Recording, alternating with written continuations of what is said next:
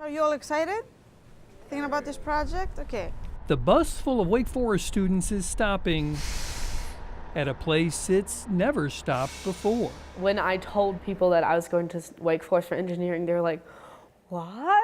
Which is understandable because for its first 182 years, So you all are new engineering students, right? Wake didn't have an engineering school. How would those individuals approach this project differently? So Think about that. when Wake decided to start one this year, It's a challenge, absolutely. they wanted it to be different. They took their expertise in liberal arts education and are blending it with modern engineering. We're talking about culture. We're talking about design. We're talking about human needs, community development, because that's what engineers do. Ultimately, it's to improve our society and help people. But that's not the only difference here.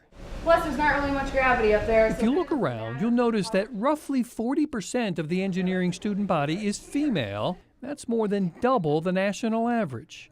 For students like Meredith Vaughn, who had lots of choices of where she could go, The University of North Carolina, Chapel Hill, University of South Carolina. having Wofford those College. fellow women around was more than just comforting, I thought that was very, very interesting. because they're not only next to her in class, But will all those individuals approach this project in the same way? they're in front of it. The artist may be looking at aesthetics more than an engineer. 3/4 of the founding faculty for the engineering departments are also women, There's a certain message that it sends. It destigmatizes it. because it appears there is still a stigma, if you judge by the memo a Google engineer sent out to his company back in July, saying that although he believed in diversity, perhaps the reason there aren't as many women in engineering isn't so much diabolical as it is biological. Honestly, I just think it's ridiculous that people still feel that way because it's all, for lack of better words, a social construct. That is absolutely silly, yeah. Professor Periakos has seen it before. I wasn't surprised.